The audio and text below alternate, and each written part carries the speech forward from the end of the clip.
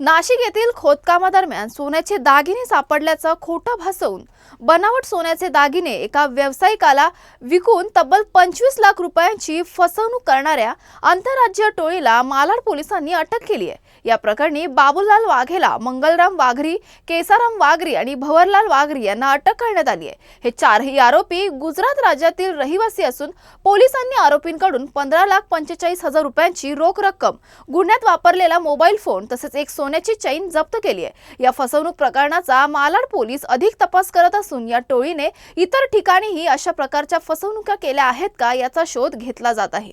एक बाबूलाल वाघेला नावाचा एक गृहस्थ, तो नंतर एक आरोपी असल्याचा निष्पन्न झाला आपल्या त्याच्यामध्ये। तो आला आणि त्यांनी सांगितलं की नाशिक येथे काही जुन्या सोन्याच्या माळा ज्या असतात त्या पुरून ठेवलेल्या आहेत, त्या खोदकामामध्ये मिळालेल्या आहेत आणि त्या मिळालेली किंमत जी आहे साधारण 1 किलोची त्याची वजन असेल आणि तुला मी स्वस्तात, इथे एक इन्व्हेस्टमेंट म्हणून सांगितलं तर तो प्रकार झाला की तुला स्वस्तात देतो ती सोन्याची माळ। तर कितीला देतो? तर 25 लाखाला देतो असं सांगितलं त्याने। म्हणजे 1.25 करोडचा माल 25 लाखाला मिळतोय आणि सॅम्पल म्हणून त्या सोन्याच्या चेन जी होती त्याच्यातली एक छोटासा तुकडा जो होता तो त्याला देण्यात आला। 6 डिसेंबर 2025 ला सगळा व्यवहार झाला आणि त्याला ती माळ देण्यात आली।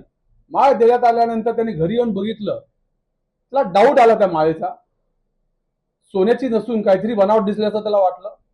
त्याच्यानंतर त्यांनी चेक केली, ती संपूर्ण चेन जी होती, ती संपूर्ण चेन जी 1 किलोची होती ती बोगस असल्याची निष्पन्न झाली।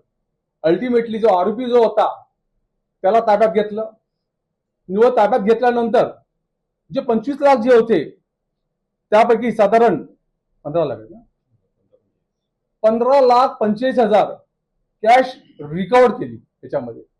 ही जी सोन्याची माळ आपल्या समोर जी दिसते आपल्याला, ही ती बोगस आणि ही आता बघाची दाखवलेली ती कॅश आपण जप्त केलेली आहे। इन्व्हेस्टिगेशन मध्ये हेही लक्षात आलं याच्यामध्ये की हा फक्त एकटा नाहीये, ह्याच्यासोबत अजून बरीच लोक आहेत। असं करता करता अजून 4 लोक निष्पन्न झाली आणि 5वी एक महिला पण निष्पन्न झालेली आहे याच्यामध्ये। जी मेन आरोपी जो होता वाघेला, जो होता बाबूलाल वाघेला, त्याची ती पत्नी होती।